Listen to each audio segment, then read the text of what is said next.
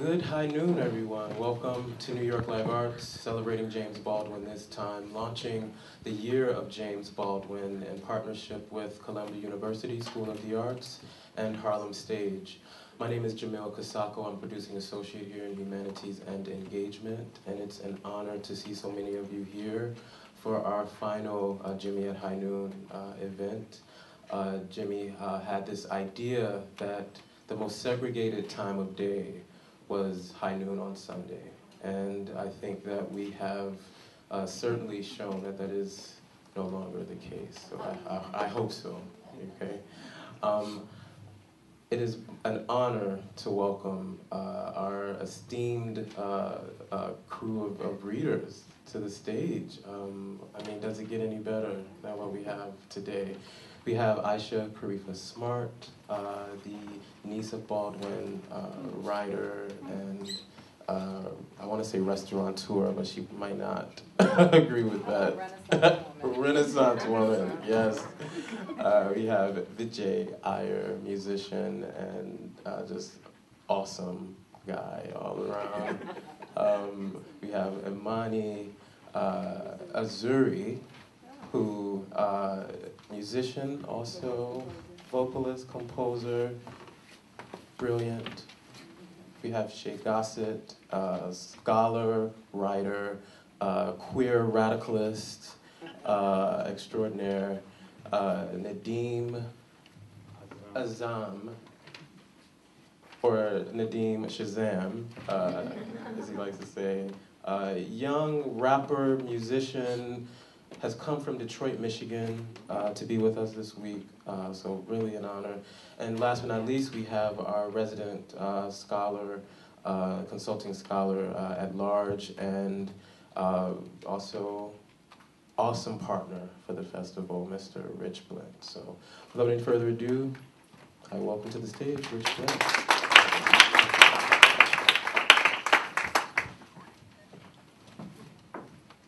Hi, good morning or good afternoon. I wanted to read from Baldwin's Freaks in the American Ideal of Manhood. We had a panel a couple of days ago called After Giovanni's Room, Baldwin and Queer Futurity. And I thought it'd be good to read this to get a sense of what James Baldwin thought about that question directly from him. This piece comes from Playboy 1985, first published as Here We Dragons, collected here, and the price of the ticket is Freaks in the American Ideal of Manhood. So I'll be skipping around a bit because the piece is long, but please bear with me. The American idea of sexuality appears to be rooted in the American idea of masculinity. Idea may not be the precise word, for the idea of one's sexuality can only with great violence be divorced or distanced from the idea of the self. Yet, something resembling this rupture has certainly occurred and is occurring in American life, and violence has been the daily bread, the American daily bread since we've heard of America. This violence, furthermore, is not merely literal and actual, but appears to be admired and lusted after, and the key to the American imagination. The American ideal, then, of sexuality appears to be rooted in the American ideal of masculinity. This ideal has created cowboys and Indians, good guys and bad guys, punks and studs, tough guys and softies, butch and faggot, black and white.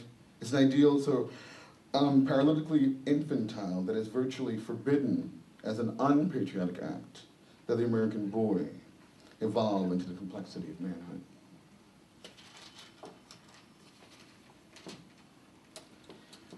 I'm jumping over here. Shortly after I turned 16, a Harlem racketeer, man of about 38, fell in love with me. And I will be grateful to that man until the day I die. I showed him all of my poetry because I had no one else in Harlem to show it to, and even now I sometimes wonder what on earth his friends could have been thinking, confronted with stingy brim, mustachioed, razor-toting Papa and skinny Popeye me when we walked in, rarely, into various shady joints. Me,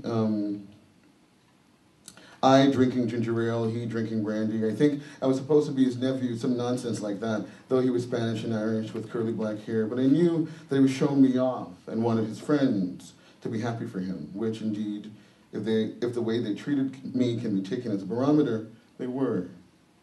They seemed to feel that this was his business, that he would be in trouble if it became their business. And though I loved him too, in my way, my boy's way, I was mightily tormented, for I was still a child evangelist, which everybody knew. Lord, my soul looked back in wonder.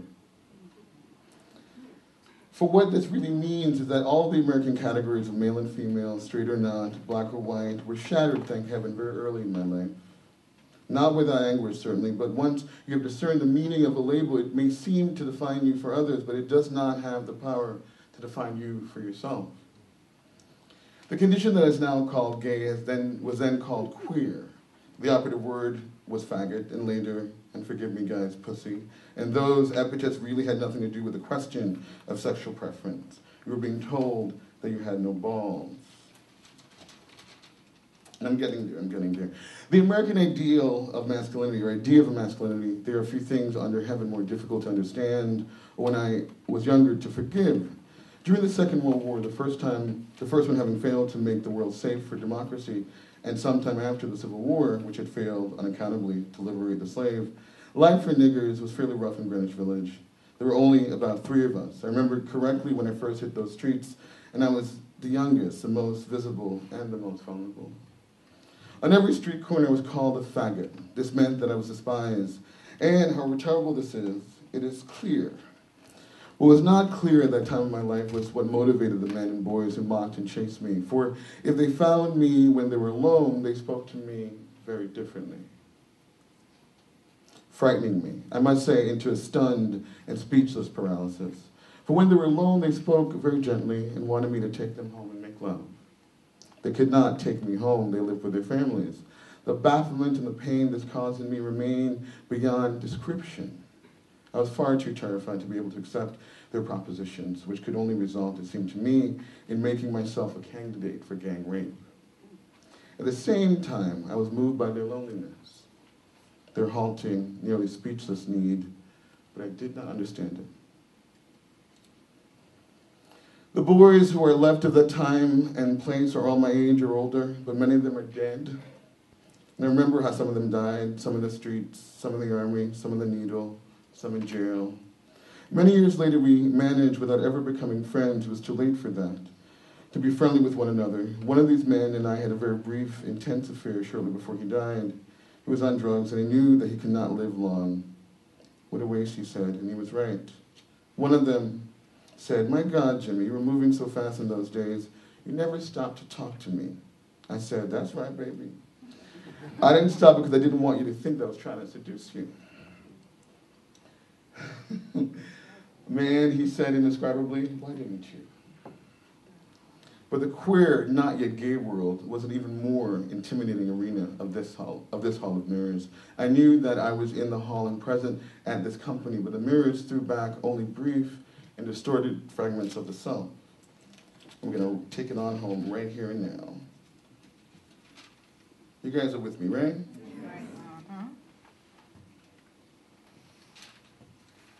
Yes, do this. I seem to have strayed a long way from our subject. I guess he's talking to me. But one subject is social and historical and continuous. But people who leap into organ boxes in search of the perfect orgasm were later to turn to acid. The people so dependent on psychiatric formulas were unable to give their children any sense of right or wrong. Indeed, this sense within themselves so fragile that during the McCarthy era, more than one shrink made a lot of money by convincing his patients or clients that their psychic health depended or demanded that they inform on their friends. Some of these people, after the surrender, attempted to absolve themselves in the civil rights movement. It's a whole other conversation about them. What happened to the children? It's not even remotely astounding. The flower children who became the Weather Underground, the Cybernetic Liberation Army, the Manson family are creatures from this howling inner space. I'm not certain, therefore, that the present sexual revolution is either sexual or a revolution. It strikes me as a reaction to the spiritual famine of American life. They present androgynous grays to underestimate it. Strikes me, the present androgynous craze to underestimate it strikes me as an attempt to be honest concerning one's nature. And it is instructive. I think to note that there is virtually no emphasis on overt sexual activity. There's nothing more boring anyway then sexual activity is an end in itself, and a great many people who came out of the closet should reconsider. Such figures as Boy George do not disturb me nearly so much as do those relentlessly hetero and sexual as a question mark in parentheses, keepers of the keys and seals, those who know what the world needs in the way of order and who is ready and willing to supply that order. This rage for order can result in chaos, and in this country, chaos connects with color. During the height of my involvement in the civil rights movement, for example, I was subjected to hate mail with terrifying precision, volumes concerning what my sisters, to say nothing of my mother, were capable of doing, to say nothing of my brothers, to say nothing of the monumental size of my organ and what I did with it. Someone described in utterly riveting detail a scene he swore he had witnessed. I think it was he. Such mail is rarely signed on the steps of houses in Baltimore, niggers fucking their dogs. At the same time, I was on the mailing list of one of the most elegant of the KKK societies and still have some of that mail in my files. Someone, of course, eventually realized that this organization should not be sending that mail to this particular citizen, and it stopped coming. But not before it had time to be struck by the similarity of tone between the hate mail and the mail of the society, and not before the society informed me by means of a parody of an Ottoman society postcard what it felt and expected me to feel concerning a certain red-breasted Martin Luther King Jr. He goes on to say, the Michael Jackson cacophony is fascinating in that it is not about Jackson at all. I hope he has the good sense to know it and the good fortune to snatch his life out of the jaws of a carnivorous success. He will not swiftly be forgiven for having turned so many tables, for he damn sure grabbed the brass ring, and the man who broke the bank in Monte Carlo has nothing on Michael. All that noise about America, as a dishonest custodian of black life and wealth, and blacks, especially males in America, and the burning, buried American guilt and sex and sexual roles and sexual panic, money, success, and despair, to all of which may now be added the bitter need to find a head on which to place the crown of Miss America. Freaks are called freaks and are treated as they are, in the main, abominably, because they are human beings who cause to echo deep within us our most profound terrors and desires. Most of us, however, do not appear to be freaks, so we're really what we appear to be. We are, for the most part, visibly male or female, our social roles defined by our sexual equipment. But we're all androgynous, not only because we're all born of a woman impregnated by the seed of a man, that language is really, but because each of us, helplessly and forever, contains the other. Male and female, female and male, white and black and white. We are a part of each other. Many of my countrymen appear to find this fact exceedingly inconvenient and even unfair, and so, very often, do I. But none of us can do anything about it. Thank you.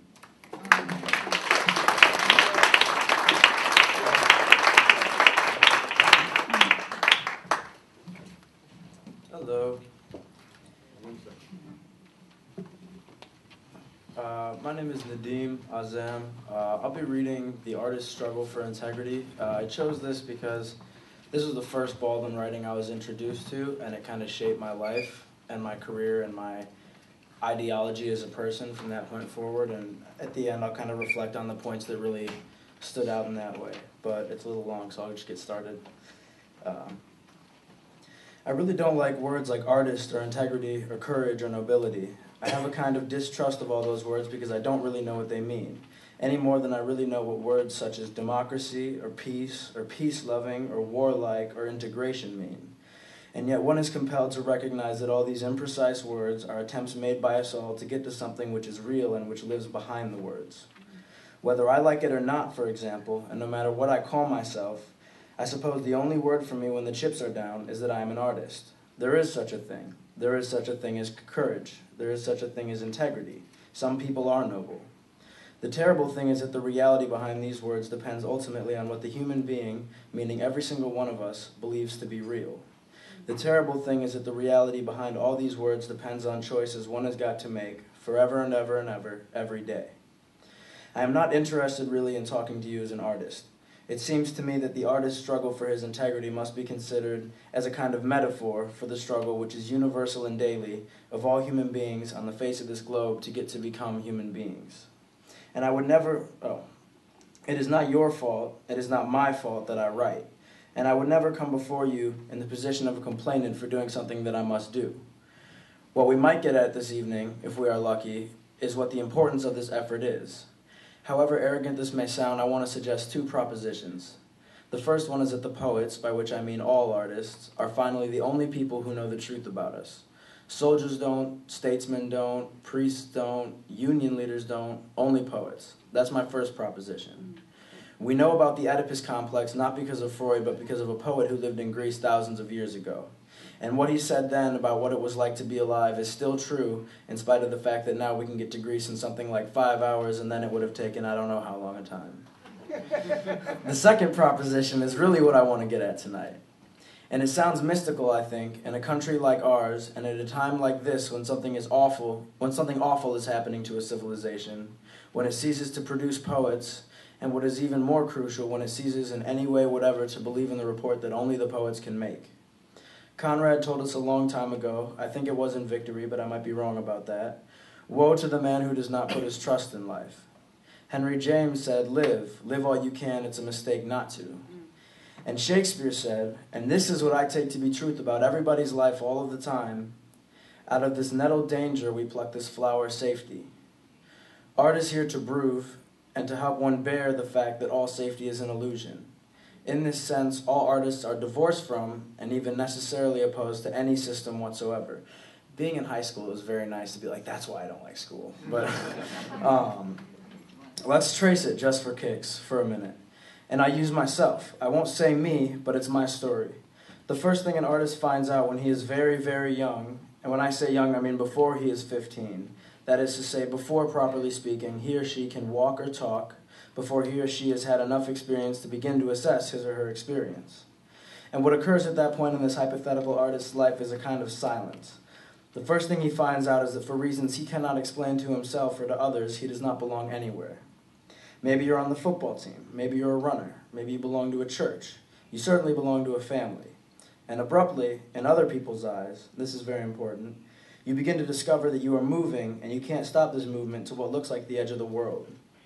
Now what is crucial, and one begins to understand it much, much later, is that if you were this hypothetical artist, if you were in fact the dreamer that everybody says you are, and if in fact you were wrong not to settle for the things that you cannot for some mysterious reason settle for, if this were so, the testimony in the eyes of other people would not exist. The crime of which you discover slowly you are guilty is not so much that you are aware, which is bad enough, but that other people see that you are and cannot bear to watch it, because it testifies to the fact that they are not. You're bearing witness helplessly to something which everybody knows and nobody wants to face, least of all the hypothetical misfit who has not learned how to walk or talk and doesn't know enough about experience to know what experience he has had. Well, one survives that, no matter how. By and by, your uncles and your parents and your church stop praying for you.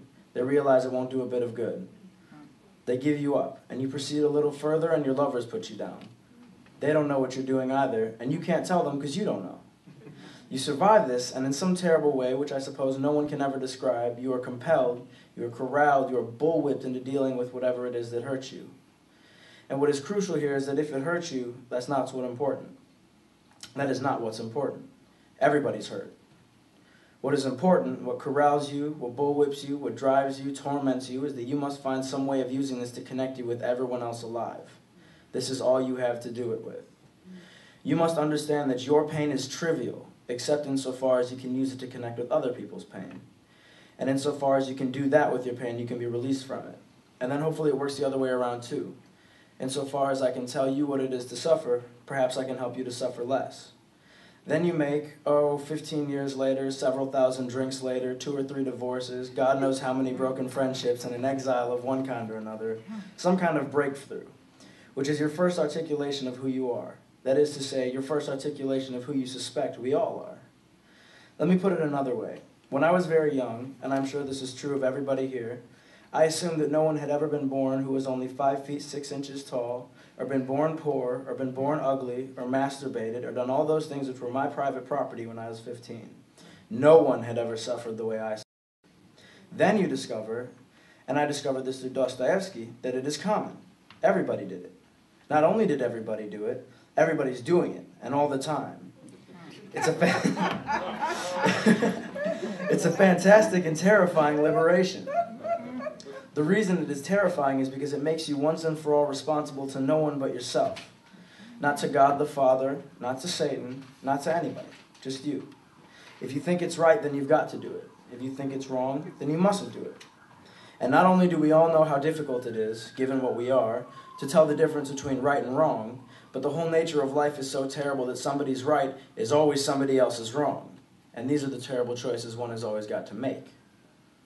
All right, I said the cat survived all that, and this is a very crucial thing. You know, dirty socks can make you feel like nothing but a dirty sock. You walk into a room and somebody says, "What do you do?" And you say, "I write." And they say, "Yeah, but what do you do?" And you wonder, what do you do? And what's it for? Why don't you get a job? And somehow you can't. And finally you learn this in the most terrible way because you try. You're in the position of someone on the edge of a field, and it's cold in the field, and there's a house over there, and there's a fire in the house, and food, and everything you need, everything you want. And you make all kinds of efforts to get into the house. And they would let you in. They would. They're not being cruel. They recognize you as you come to the door, and they can't let you in. You get in, let us say, for 5 minutes, and you can't stay. When I was much younger, people said to me, this is very serious and not just a confession. I'm not just being self-indulgent. All right, you were working. Now stop working. Forget it. Have a drink. Why are you so serious all the time? You can't write all the time, Jimmy. Relax. Have you ever had anyone tell you to relax? All right, you get through all that, and you make your first breakthrough. People have heard your name, and here comes the world again. The world you first encountered when you were 15. The world which has starved you, despised you. Here it comes again. This time it is bearing gifts. The phone didn't ring before, if you had a phone. Now it never stops ringing. Instead of people saying, "What do you do?" they say, "Won't you do this?" And you become, or you could become, a very important person. And then, and this is a confession, you find yourself in the position of a woman I don't know who sings a certain song in a certain choir, and the song begins, "I said I wasn't going to tell nobody, but I couldn't keep it to myself." You've come full circle. Here you are again, with it all to do all over again. And you must decide all over again whether you want to be famous or whether you want to write. And the two things, in spite of all the evidence, have nothing whatever in common. Now what is it, at the point that the artist, since I must put it this way, begins to come of age, that he cannot keep to himself? This is the trickiest part of the whole argument. I was having lunch today with a very good friend of mine and a friend of his, and they're both artists. The friend of the friend is a man I admire very much, but the other one is a cat I really dig. My friend is an actor, and there's a role in which we all know he ought to play. In fact, we all know, anyone who loves him, that he has no choice but to play it sooner or later, and we all know that he's a little afraid to. And God knows he should be, but he knows he's got to do it. And his friend was saying to him, and I paraphrase it very awkwardly, "You must remember that most people live in almost total darkness." "It is true," said this friend, "that we drink too much. We suffer from stage fright, and you may get an ulcer or die of cancer. And it is true that it is all very, very hard, and it gets harder all the time. And yet people, millions of people whom you will never see, who don't know you, never will know you, people who may try to kill you in the morning, live in a darkness which, if you have that funny, terrible thing which every artist can recognize and no artist can define, you are responsible to those people to lighten, and it does not matter what happens to you. You are being used in the way a crab is useful, or sand certainly has some function. It is impersonal. This force which you didn't ask for, and this destiny which you must accept, is also your responsibility. And if you survive it, if you don't cheat, if you don't lie, it is not only, your glory, your achievement, it is almost our only hope. Because only an artist can tell, and only artists have told, since the beginning, since we have heard of man, what it is like for anyone who gets to this planet to survive it. What it is like to die, or to have somebody die. What it is like to be glad. Hymns don't do this. Churches really cannot do it. The trouble is that although the artist can do it, the price that he has to pay himself and that you, the audience, must also pay is a willingness to give up everything. To realize that although you spent 27 years acquiring this house, this furniture, this position, although you spent 40 years raising this child, these children, none of it belongs to you. You can only have it by letting it go. You can only take if you are prepared to give, and giving is not an investment. It is not a day at the bargain counter. It is a total risk of everything, of you and who you think you are, who you think you'd like to be, where you think you'd like to go, everything, and this forever. forever. How am I doing on time? Okay, nice. Now I, if I may put it this way, and all my tribe, if I might put it that way, find this very hard to do. And it's very hard on my mother, on my sisters, and my brothers, and all my friends, and it's very hard on me, and I may fail in the next 2 seconds. But then one has got to understand, that is, I and all my tribe, I mean artists now, that it is hard for me. If I spend weeks and months avoiding my typewriter, and I do, sharpening pencils, trying to avoid going where I know I've got to go, then one has got to use this to learn humility. After all, there is a kind of saving egotism too, a cruel and dangerous but also saving egotism about the artist's condition, which is this. I know that if I survive it, when the tears have stopped flowing, or when the blood has dried, when the storm is settled, I do have a typewriter, which is my torment, but is also my work. If I can survive it, I can always go back there. And if I've not turned into a total liar, then I can use it and prepare myself in this way for the next inevitable and possibly fatal disaster. But if I find that hard to do, I have a weapon which most people don't have, then one must understand how hard it is for almost anybody else to do it at all. And this is where the whole question in my own private, personal case of being an American artist, of being not yet 65 years old, and of being an American Negro artist in 1963 in this most peculiar of countries begins to be a very frightening assignment. One is dealing all the time with the most inarticulate people that I, in any case, have ever encountered. And I don't hesitate to say the most inarticulate group of people we are ever likely to encounter, I or anybody else, for a very long time, at least in this century. Inarticulate and illiterate, and they're very particular and difficult to describe away. Unlettered in the language, which may sound a little florid, but there's no other way that I can think of to say it. Totally unlettered in the language of the heart. Totally distrustful of whatever cannot be touched. Panic-stricken at the very first hint of pain. A people determined to believe that they can make suffering obsolete. Who don't yet understand a very physiological fact. That the pain which signals a toothache is a pain which saves your life. This is very frightening. It frightens me half to death. And I'm not talking now merely about race, and I'm certainly not talking merely about Southerners. I'm talking really about 2/3 of my public and technical allies. People who believe that segregation is wrong. People who march on picket lines, who yet have overlooked something else and are still under the illusion, I think, that what they've overlooked has something to do with social questions, and in my particular case anyway, that it has something to do with Negroes. I would like to live long enough, don't misunderstand me, but I would like to live long enough to see that word or the use to which it's put struck from the American vocabulary. In effect, there is no Negro problem. The problem is that one is still in a kindergarten, an emotional kindergarten, and the Negro in this country operates as some weird kind of gorilla who suddenly is breaking up all the blackboards. I'm tired not only of being told to wait, but of people saying, what should I do? They mean, what should I do about the Negro problem? What should I do for you? There is nothing you can do for me. There is nothing you can do for Negroes. It must be done for you. One is not attempting to save 22 million people. One is attempting to save an entire country, and that means an entire civilization, and the price for that is high. The price for that is to understand oneself. The price for that, for example, is to recognize that most of us, white and black, have arrived at a point where we do not know what to tell our children. Most of us have arrived at a point where we still believe and insist on and act on the principle, which is no longer valid, that this is such and such an optimum, that our choice is the lesser of two evils, and this is no longer true. Gonorrhea is not preferable to syphilis. The time has come, it seems to me, to recognize that the framework in which we operate weighs on us too heavily to be borne and is about to kill us. It is time to ask very hard questions and to take very rude positions, and no matter at what price. It is time, for one example, to recognize that the major effort of our country until today, and I'm talking about Washington all the way down to whoever has the Women's Christian Temperance Union, is not to change a situation, but to seem to have done it. It is spectacular, for example, to have been forced ultimately to bring in the entire whatever it was, militia, U.S. Marshals, to get James Meredith into school. And from a certain point of view, which I do not at all share, I can see that one could say that no other country would have done it. Yet it's escaped everybody's notice that no other country would have had to. It is easy to admire the sit-in students in the South, and nothing is more delightful than to talk to Martin Luther King, whom I admire very much. But it is too easy to admire a Christian minister, especially if you take no responsibility for what's happening to him or to those people that he tries to represent.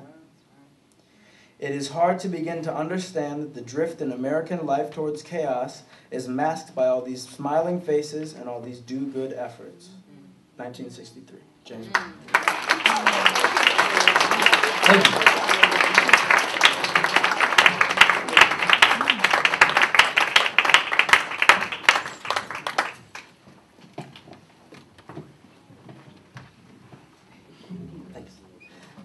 So, first of all, I'm just going to say I'm honored to be here and reading James Baldwin, who had such an impact on the world and on each of us. And I'm going to read 2 essays. Both of them are kind of like harbingers of talking about today in terms of they feel really resonant in our time of mass incarceration. So I'll read them and thanks. This far and no further. It is hard to be clear in these matters, yet I hazard that society, with a capital S, is a direct result of the actual and moral options offered by the state. And yet, on the other hand, the state as we know it is very largely, if not entirely, the result of the actual and moral exhaustion of society with a small s. The actual baffling, continuing, and wounding relations which obtain among human beings cause us to long for authority as deeply as we long for water. And the personal authority surrenders to a larger one, which, if it cannot save us from death, can protect us from chaos. Hence, we need victims, object lessons. And this need, which never fails to announce itself as moral, has nothing whatsoever to do with morality or any moral hope. This need becomes quicksand in which all hope of the moral life expires. Yet there lives, always and with unpredictable results, within the human being who is society, something that which society which controls him, and that which he has created, can never know or reach.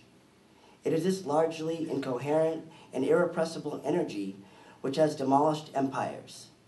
Every state, without exception, co-ops, corrupts, or destroys all those within its proclaimed jurisdiction, and sometimes, as in the present century, beyond it, capable of saying no.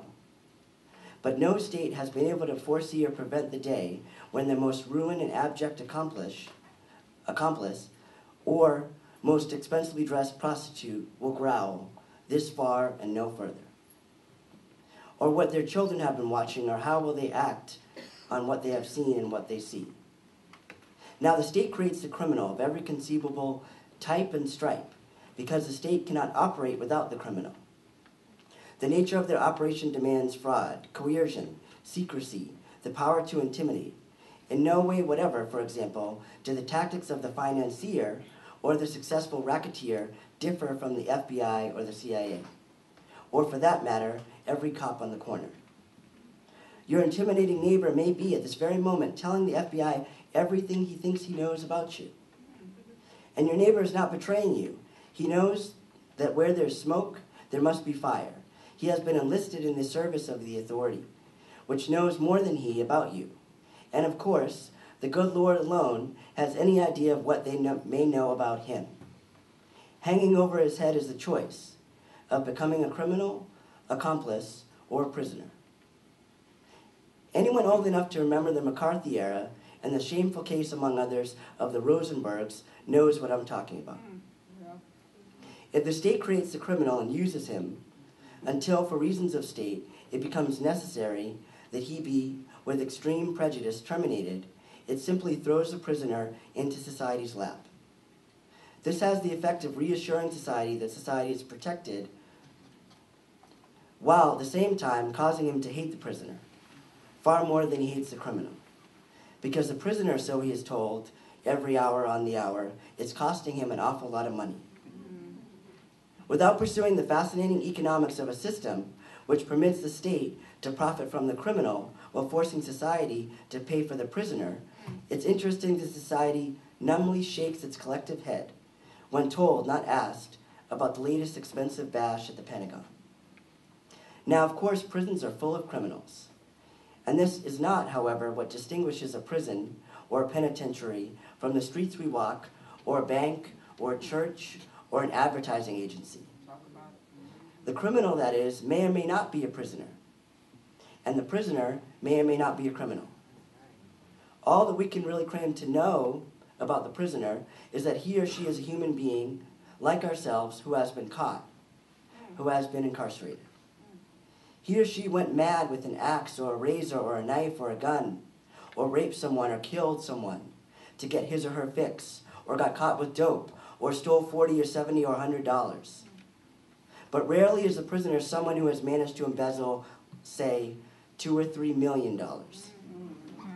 Rarely is it someone who has managed to bankrupt the public trust. Rare and spectacular it is that the prisoner has been dragged from the seats of power. A very great criminal, Franco, for but one example, was never hauled before the moral Western tribunal on any charge. He created a multitude of prisoners, to say nothing of corpses, and died allegedly senile and infantile, but otherwise quite peacefully in his bed, in his own bed. However many men he may have caused to be tortured to death, however many men he caused to live and die with the prison stink of multitudes of men in their nostrils, Franco, the criminal, never had to undergo the perpetual indignity of the prisoner. I once flew quite a long way to see a friend of mine in prison. I was coming as a journalist, and so had informed the warden by telephone the day before, for the case was essentially political, and I was going to do an interview. I was on assignment from a black paper, a weekly, but no, said the warden, only reporters from daily papers were allowed. I had never heard of this limitation before, but then there was no reason that I should have, though I did realize suddenly that there were no black daily newspapers in America. And my friend is black. Well, I got another assignment from a daily and presented myself at the prison. I sat alone in the warden's office for quite some time, fighting paranoia, one may say. But yet I had to face the fact that the authority was not overjoyed by my arrival. I was resigning myself to the probable necessity of having to leave and come back another day, for visiting hours were almost over, when I was allowed in with a distinctly chilling assignment. My friend had refused, as I knew, to work in the prison factory at prison prices. He wanted a union wage. The warden was sure that I understood how disruptive this was for the prison routine and how unrealistic and inconsiderate my friend was being. I think I assured him that I did, may have offered him my heartfelt sympathy. I was capable at that moment of saying anything. The warden wanted me, if I was really the friend I claimed to be, to persuade his prisoner to be cooperative. It would help when the time came for him to appear at the parole board. What a terrifying apprehension of crime and punishment. I had flown nearly 10,000 miles to see a brother I loved in order to deliver a far-from-veiled threat, cooperate or... I suppose that all a man can learn in prison is why he is there, an unimaginably lonely and private assessment, which nevertheless, at the very least, releases him from the society's presumption as to why he's there. I do not pretend in any way whatever to be able to assess the price of the person. I do not intend in any way whatever to be able to assess the price the person who is the prisoner pays. But I know that prisons do not rehabilitate, because it is not their purpose and it's not in their power. One is not rehabilitated by learning to cooperate with a structure designed to debase the person into the prisoner. Nor do men repent in penitentiaries. The word itself reveals the mercilessly self-righteous Puritan delusion. Repentance is a private matter, and no more than forgiveness can it be coerced. Society, responsive to the will and needs of the state, slams the door on the prisoner with the vindictive vehemence of the blow meant to shatter a mirror. I visited death row prisoners not long ago, so I'm compelled to point out that the prisoner is likely, on the whole, to be inescapably visible. Death row, like the ghetto, is dark with dark faces. The incarceration of the prisoner reveals nothing about the prisoner, but reveals volumes concerning those who hold the keys. And finally, since I'm an American discussing American prisoners, we're also discussing one more aspect of the compulsive American dream of genocide. On very different levels, the artist and the prisoner must fight very hard against abasement and isolation. It is the responsibility of the artist perpetually to question the zealous state and the narcoticized society. Or, bearing in mind that, for the most part, it's the poor and helpless who are incarcerated, while the able and the affluent fly away, it may be time to suggest that if the state depended less heavily on criminals, the society would be burdened by fewer prisoners. Then we, as a society with a small s, might be enabled to resume our real responsibilities for each other and for all our children, and tear down those incarcerations which we have built for others and which daily we strangle in our own vomit.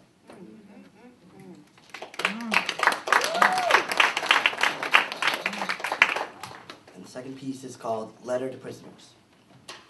Artists and prisoners have more in common with each other than they have with servants of the state. Put another way, the warden of the prison is not expected, still less required, to answer his conscience. He is expected and required to execute the will of the state. Or, to put it yet another way, the artist, insofar as the state is to consider this inconvenient creature at all, is nothing more and also nothing less than a potential prisoner.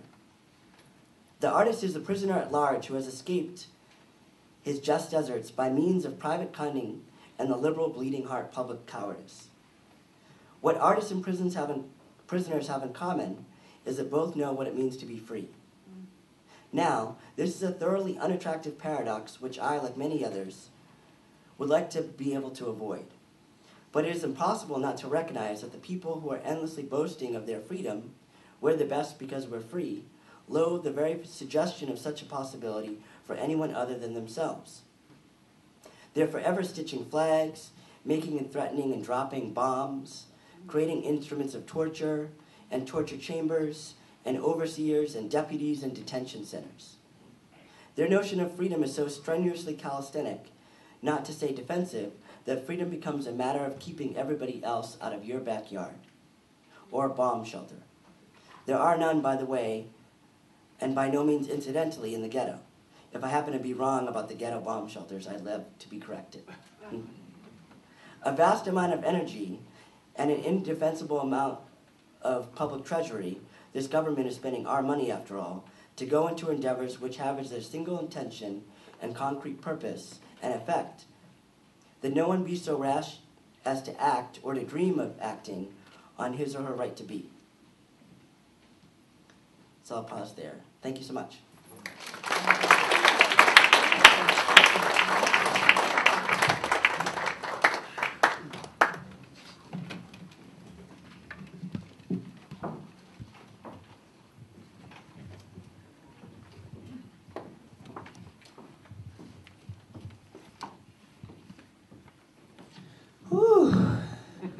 My name's Imani Uzuri, and I wore my hot pants in honor of James Baldwin, because I know he liked a little sass on a Sunday.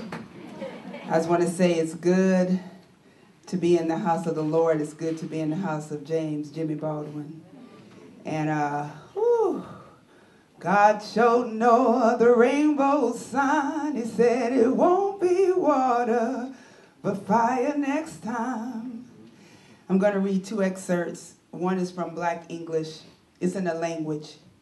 If Black English isn't a language, then tell me what it is. And this was published in the New York Times, July 29th, 1979. I'm just going to read a part of it. St. Paul de Venice, France.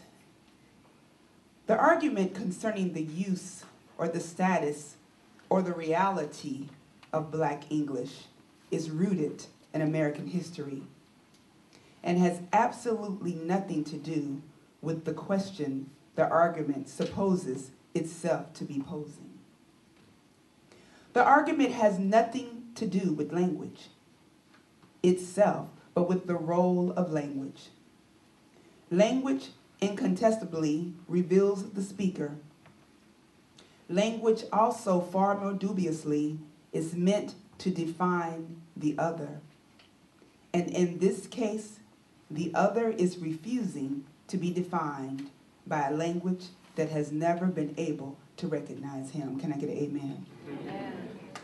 People evoke a language in order to describe and thus control their circumstances, or in order not to be submerged by a reality that they cannot articulate. And if they cannot articulate it, they are submerged. A Frenchman living in Paris speaks a subtly and crucially different language from that of a man living in Marseille. Neither sounds very much like a man living in Quebec, and they all have great difficulty in apprehending what the man from Guadeloupe or Martinique is saying, to say nothing of the man from Senegal.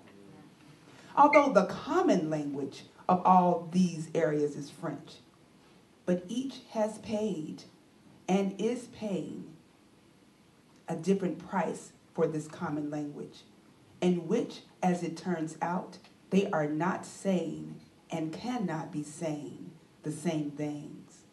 They each have very different realities to articulate or control. What joins all language and all men is the necessity to confront life in order, not inconceivably, to outwit death. The price for this is the acceptance and achievement of one's temporal identity. So that, for example, though it is not taught in the schools, and this has the potential of becoming a political issue, the south of France still clings to its ancient and musical Provençal, which resists being described as a dialect.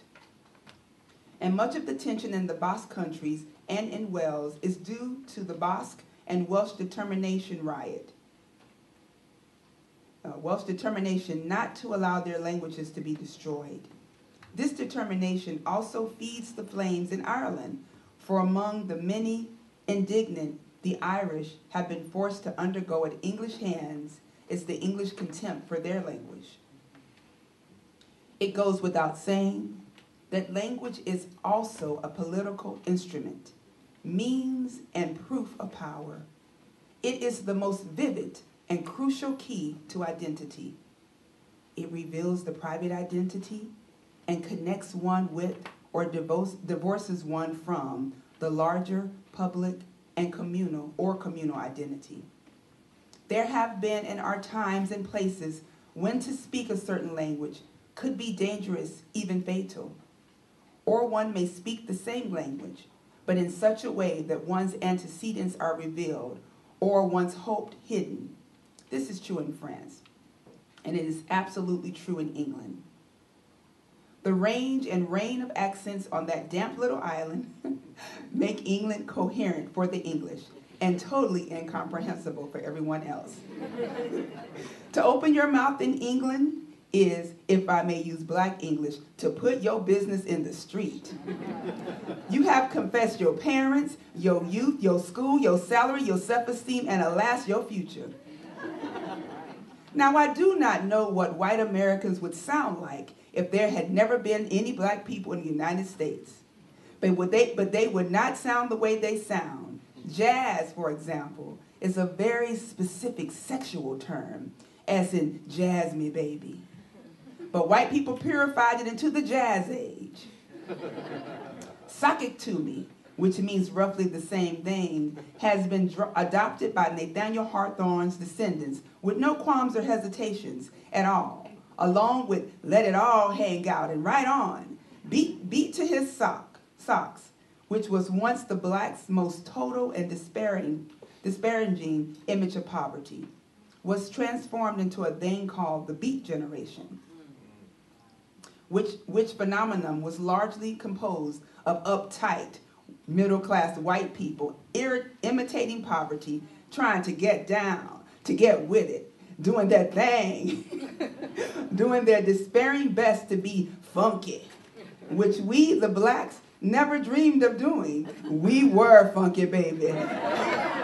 Like funk was going out of style. No one can have his cake and can eat his cake and have it too. And it is late in the day to attempt to penalize black people for having created a language that permits the nation its only glimpse of reality. A language without which the nation would be even more whipped than it is.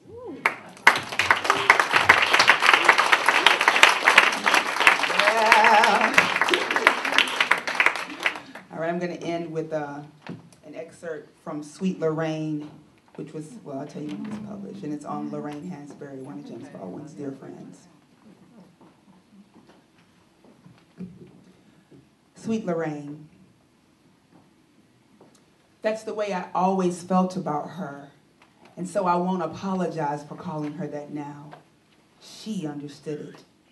And that far too brief a time when we walked and talked and laughed and drank together, sometimes in the streets and the bars and restaurants of the village, sometimes at her house, sometimes at my house, sometimes gracelessly fleeing the houses of others, and sometimes seeming, for anyone who didn't know us, to be having a knockdown, drag-out battle. We spent a lot of time arguing about history and tremendously related subjects in her Bleecker Street and later Waverly Place flats.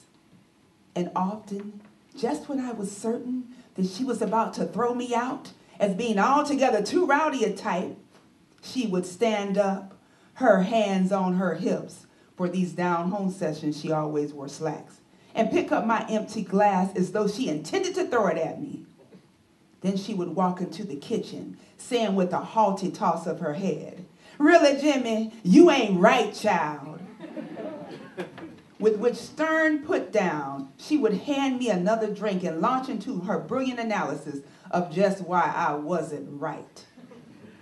I would often stagger down her stairs as the sun came down, usually in the middle of a paragraph and always in the middle of a laugh. That marvelous laugh, that marvelous face. I loved her. She was my sister, my comrade. Her going did not so much make me lonely as it made me realize how lonely we were.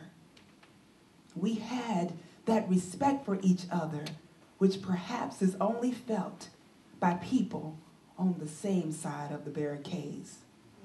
Listening to the accumulating thunder of hooves of horses and the treads of tanks.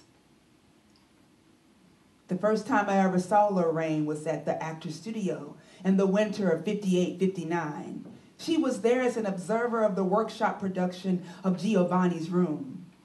She sat way up in the bleachers, taking on some of the biggest names in the American theater because she had liked the play and they in the main hadn't. I was enormously grateful to her. She seemed to speak for me, and afterwards she talked to me with a gentleness and generosity never to be forgotten. A small, shy, determined person with that strength dictated by absolutely impersonal ambition. She was not trying to make it. She was trying to keep the faith. We really met, however, in Philadelphia in 1979, when A Raisin in the Sun was at the beginning of its amazing career. Much has been written about this play. I personally feel that it will demand a far less guilty and constricted people than the present-day Americans to be able to assess it at all, as an historical achievement. Anyway, no one can gainsay its importance. What is relevant here is that I had never in my life seen so many black people in the theater. And the reason was that the truth of black people's lives and the reason was that the truth of And the reason was that never in the history of the American theater had so much of the truth of black people's lives been seen on stage.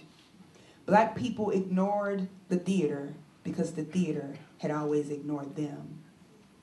But in Raisin, black people recognized the house and the people in it, the mother, the son, the daughter, and the daughter-in-law, and supplied the play with an interpretive element which could not be present in the mind of white people. A kind of claustrophobic terror created not only by their knowledge of the house, but by their knowledge of the streets. And when the curtain came down, Lorraine and I found ourselves in the backstage alley where she was immediately mobbed, and I produced the pen, and Lorraine handed me her handbag and began signing autographs. "It only happens once," she said. I stood there and watched.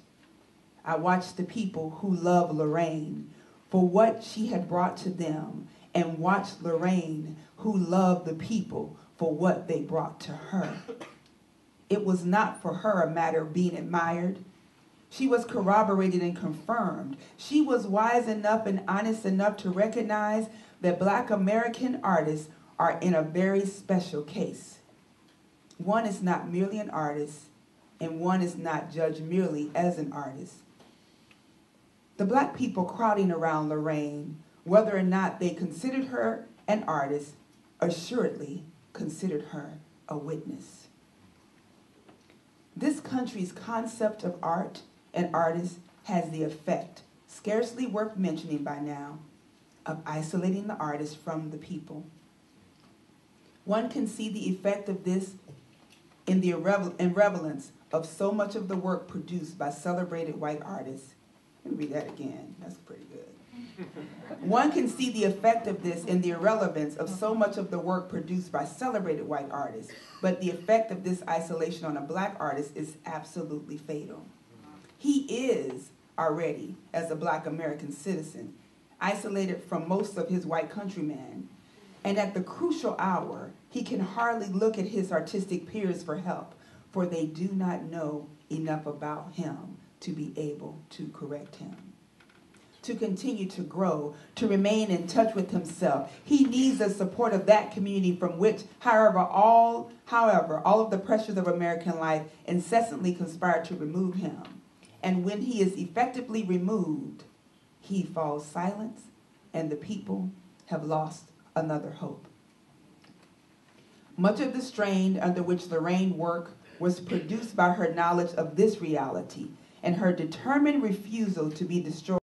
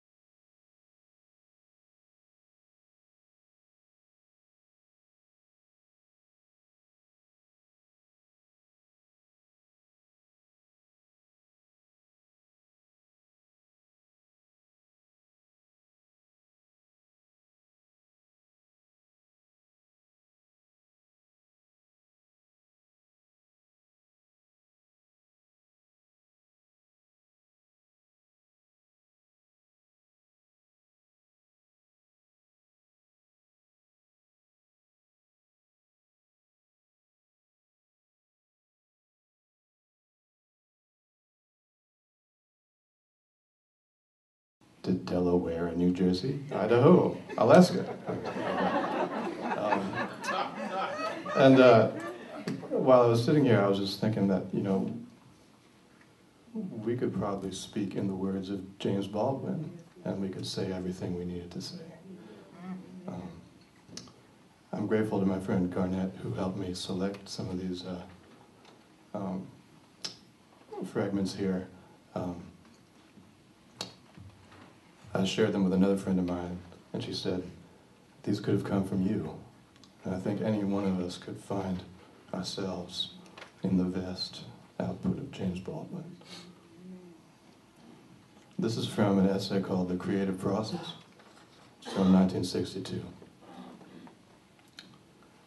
The artist is distinguished from all other responsible actors in society, the politicians, legislators, educators, scientists, etc., by the fact that he is his own test tube, his own laboratory, working according to very rigorous rules, however unstated these may be, and cannot allow any consideration to supersede his responsibility to reveal all that he can possibly discover concerning the mystery of the human being. Society must accept some things as real, but he must always know that the visible reality hides a deeper one, and that all our action and all our achievement rests on things unseen. A society must assume that it is stable, but the artist must know, and he must let us know, that there is nothing stable under heaven. One cannot possibly build a school, teach a child, or drive a car without taking some things for granted. The artist cannot and must not take anything for granted, but must drive to the heart of every answer and expose the question the answer hides.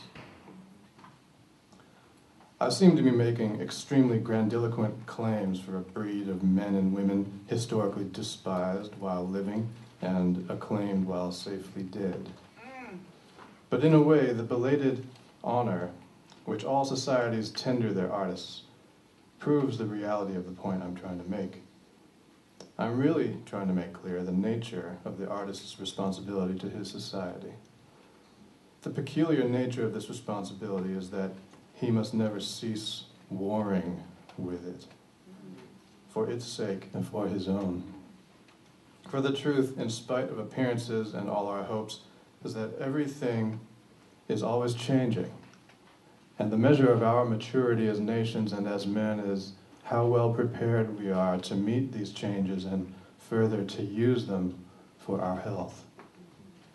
Now, anyone who has ever been compelled to think about it, anyone, for example, who has ever been in love, knows that the one face which one can never see is one's own face.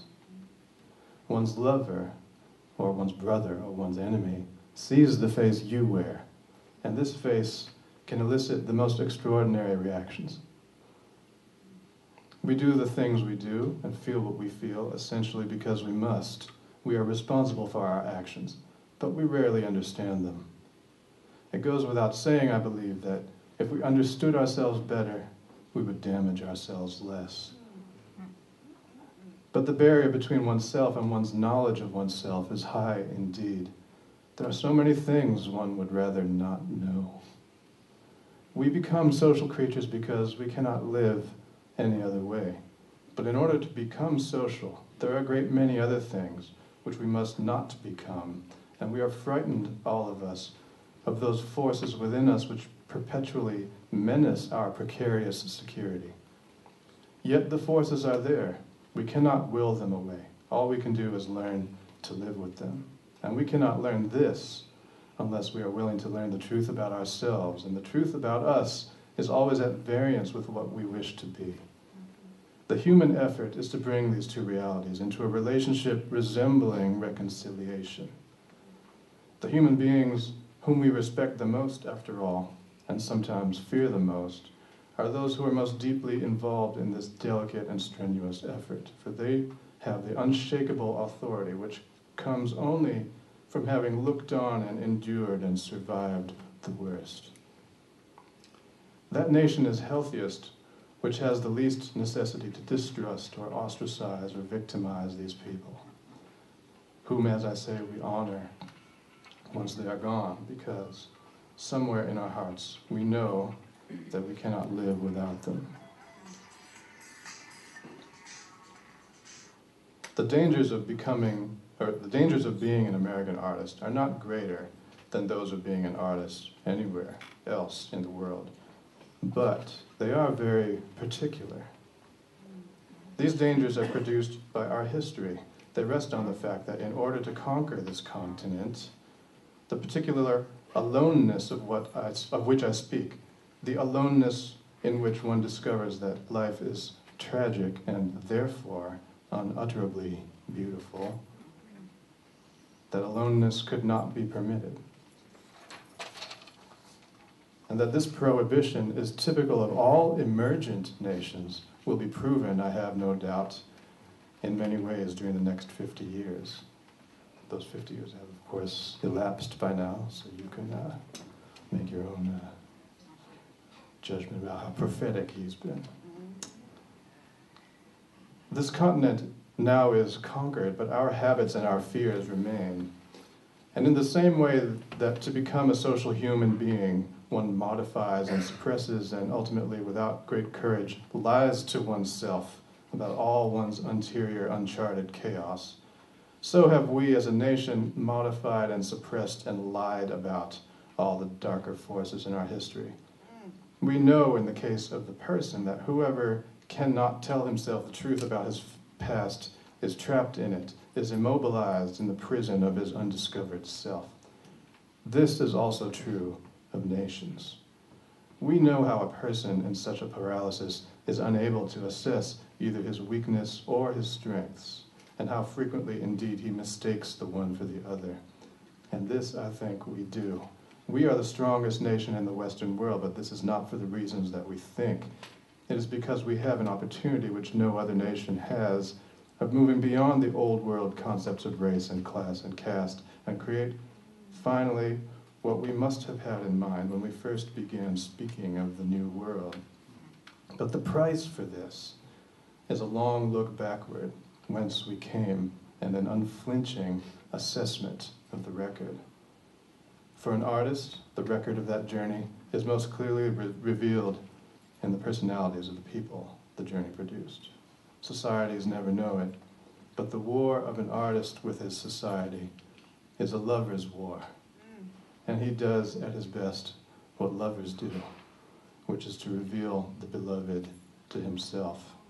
And with that revelation, make freedom real.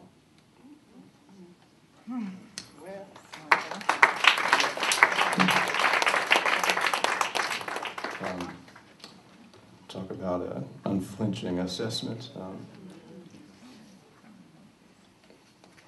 The brother was perceptive, as we know. I want to read a piece from Sonny's Blues, the novel from 1957, because this is a moment where he puts that perception to the purpose of celebration. You can hear him listening. That's what I love about it. So the narrator is describing a performance. All I know about music is that not many people ever really hear it. And even then, on the rare occasions when something opens within and the music enters, what we mainly hear, or hear corroborated, are personal, private, vanishing evocations. But the man who creates the music is hearing something else, is dealing with the roar rising from the void and imposing order on it as it hits the air. What is evoked in him, then, is of another order, more terrible, because it has no words, and triumphant, too, for that same reason. And his triumph, when he triumphs, is ours. I just watched Sonny's face. His face was troubled. He was working hard, but he wasn't with it. And I had the feeling that, in a way, everyone on the bandstand was waiting for him, both waiting for him and pushing him along. But as I began to watch Creole, I realized that it was Creole who held them all back. He held them He had them on a short rein, up there keeping the beat with his whole body, wailing on the fiddle, with his eyes half closed.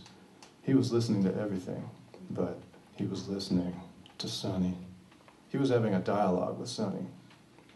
He wanted Sonny to leave the shoreline and strike out for the deep water.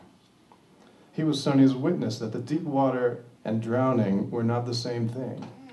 He had been there and he knew, and he wanted Sonny to know.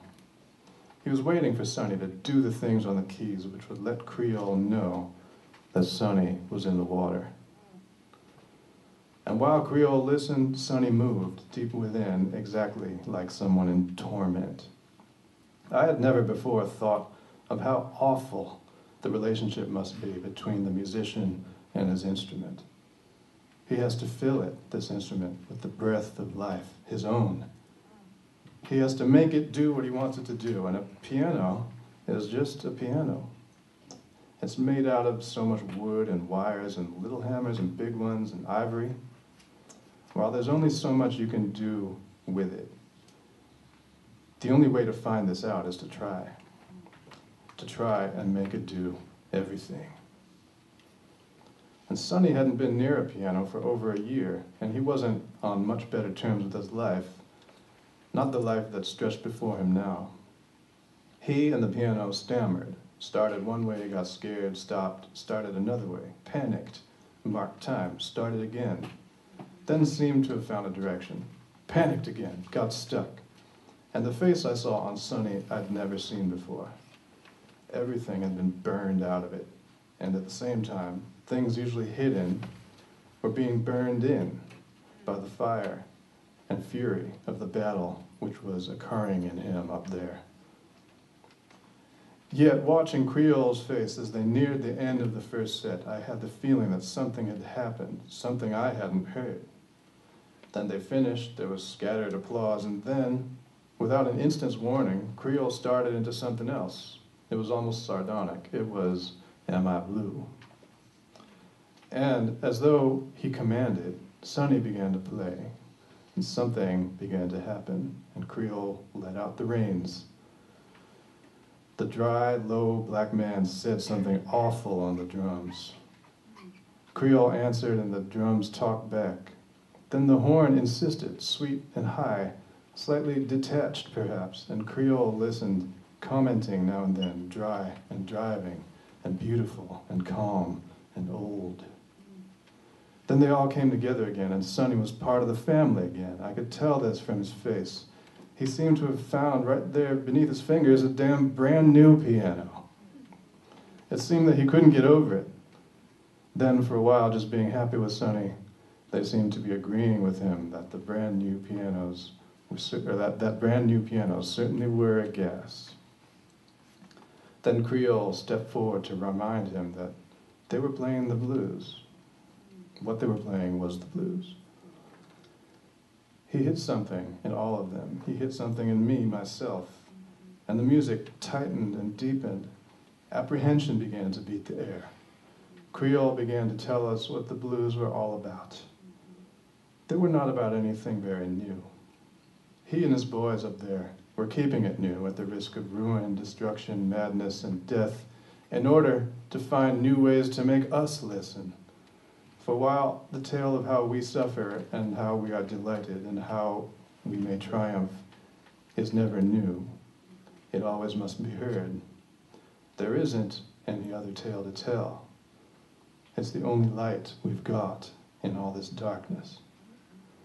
And this tale, according to that face, that body, those strong hands on the strings, had another aspect in every country and a new depth.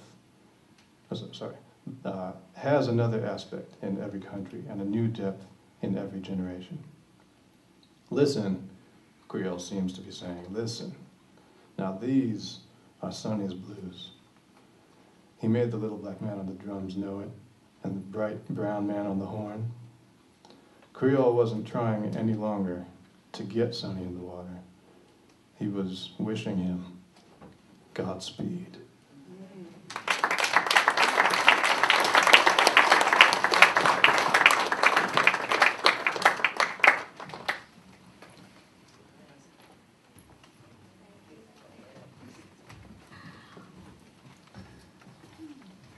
afternoon.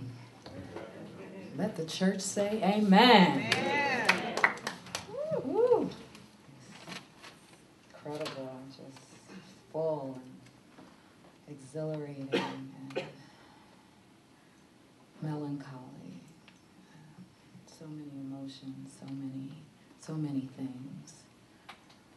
I just want to say thank you to Mr. Bill T. Jones and his incredible staff.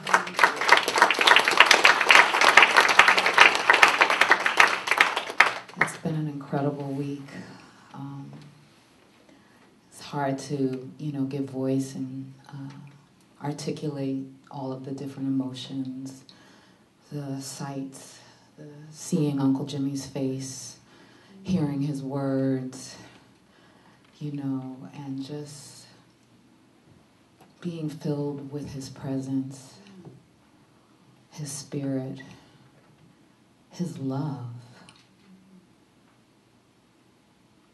A deep and abiding love for humanity, for everyone. And it makes me think of my grandmother, Bertis, and how she, in our household, made sure that we understood that all men were brothers, that everything that breathed and had life and had breath was holy. And so it was because of that I grew up in a very multicultural household, although my family's from Harlem, and they grew up in a very black household. My household contained everybody, so that's why my daughter's Italian-American grandmother is sitting here, and I have a Jewish mentor who's 60, and my best friend is Croatian, and there is no separation for me. I didn't understand that because of the environment that I was raised in and I grew up in. So I'm going to read a piece that was written, it's called A Letter to Myself, April and May 1968. I was 1, and I was running around somewhere in this environment. I've read this, my Aunt Paula gave this to me, and I laughed. I said, ACS would have come and got y'all.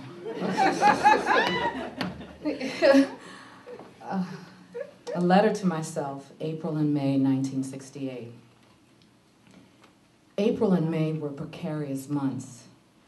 They were like the nagging weather that came, momentarily bright and sunny, then blackened by clouds which hung high upon the apron of the skies.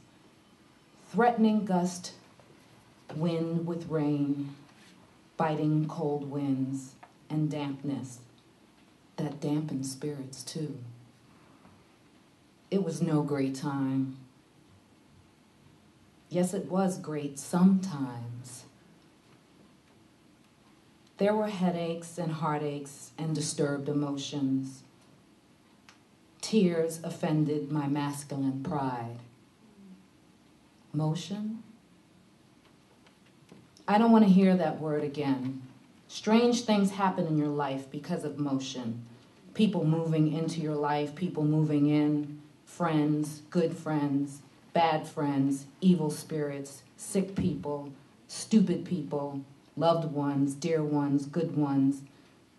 They make you die inside. Just those people, things, memories, happiness, sadness. 36 Tedworth Square, a home, a hangout, a roof for the night, a love nest, a center for discussion, a restaurant, a place where everything happened, from the avant-garde to the strictly eccentric, to situations without any answer. Babes were made there and destroyed there. Extraordinary spare ribs were served in good flavor, consumed with relish and talk carried on. Gin and wine and scotch were around. Beer, Coke, and iced tea were served often, and the empty containers kept filling up the dust basket like cigarette butts in an ashtray. 1,000,001 cigarettes went up in smoke, and the frequently rolled joints of hash. Women from all walks of life passed through begging to be screwed or trying to screw somebody. Actors, writers, painters, and queers, the disturbed and the displaced found refuge or sanctuary. Nostalgic were the voice of Ray Charles, Billie Holiday, Dinah Washington, Aretha Franklin, Lou Rawls, Arthur Prysock, and the many, many other good noises that played havoc with the feelings of listeners, often causing some strange, convulsive dances that spouted right out of the depth of emotion. Jimmy, David, Paula, Gloria, and Carol, a wonderful, charming white female that followed David to death. They were the hosts. They were at the receiving end. From 6 o'clock on a crisp summer's morning through 12 o'clock noon until 12 midnight or the middle of the next morning, they'd have no sleep, no peace, no privacy. Always in service, always having to smile whether they liked to do it or not. Sometimes I felt quite sorry for the often irritated by the compromising role life forces people to play. I love them all for their tolerance, for their patience, their endurance, their indifference at life's complicated role. Not often do you find such soundness in such a groovy bunch of people. The guest of human decorations that perpetually move through that super active scene, Bill and Marjorie Belli, John Key, Sam Greenlee, Christine Trist, the sick one, Sammy Gattino of Istanbul and his girlfriend, Carol Conkle, in from New York, Michael Portman and his massive friend, Nina Johnson, the quiet little girl, Calvin Hurton, the man who loved spare ribs and pot and turned out to be a very beautiful guy, Carol Weinstein, the quiet, unpretentious little woman who loved that Baldwin guy with everything she had, and me, who was there because of love and the stimulus and the fun when such important persons as Dick Gregory dropped in, when Marlon Brando called, and people like Horace Ove and the West Indian man of the film world, and numerous others who were spiritually at a loss without the atmospheric stimulus they gave out. 36 Tedworth Square must have been to the recipients who passed in and out of its atmosphere like the title of a nostalgic song, like Disneyland. I always thought of 36 Tedworth Square as Baldwin Land. The tireless clowning of David served to hide the very generous, very serious person behind the man. Paula, charming, very kind, a little sad, angry, and complex young woman, nevertheless lent a stabilizing influence to the scene. Yet to me, she was not stable at all. But she was strong, weak, strong, and good. I recall the all-night sessions, the taunts about my nodding, the heated and the healthy discussions, which sometimes threatened to be unhealthy. The death of Martin Luther King, communicated from New York by James Baldwin through the faithful little black monster, Flaxman 0423, Martin Luther King, murdered, shot dead from an assassin's gun. I'll never forget Tedworth Square. I'll never forget the memories made there, the lives broken there. I'll never forget their names, Jimmy, David, Gloria, Carol, and Paula. I'll never forget, especially, April and May, 1968, Rudolph Kaiserman.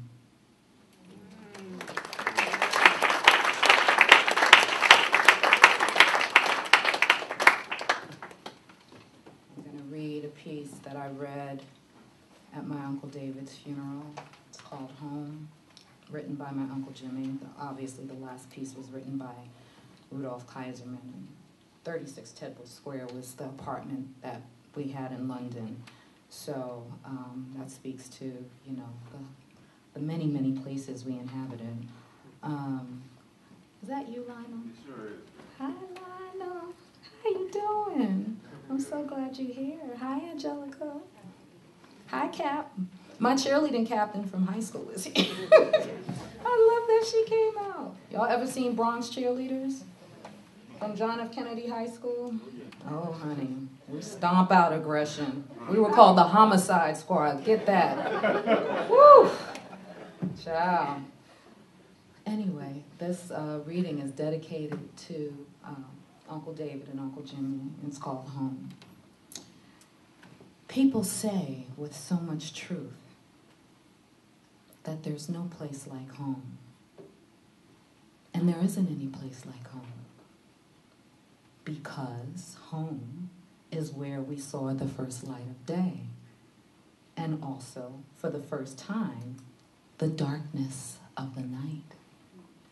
Many of us, grown up, growing old, with children and grandchildren and great-grandchildren, still remember the way the night felt as it approached, the way the night sounded, the way the night smells are different from day smells, and how we hated to give up the day and close our eyes and go to sleep. We human beings forget many things, and yet it is amazing how much we remember.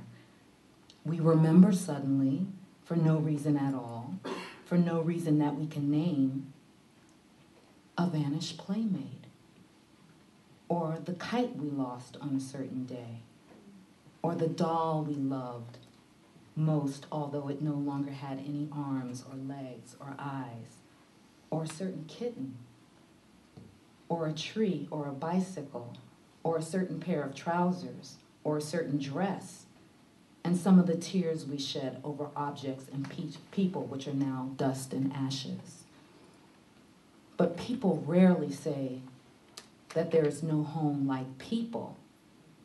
And when people speak of home, they are speaking of themselves and the people who love them and continue to love them and whom they love. They are speaking of something human beings cannot live without. We cannot live without other human beings. People travel many miles and endure great discomfort simply in order to look again into those human faces which know so much about them, which they know so much about, in order again to touch their blind beginnings, in order to be made whole again. Everyone is acquainted with grief. Everyone here knows how greatly the world changes when a single human beloved face goes out of it. Think of it. The world is vast, and there are billions and billions of people in the world. And yet, when one child dies, one man, one woman, a single human being, this crowded earth becomes a very empty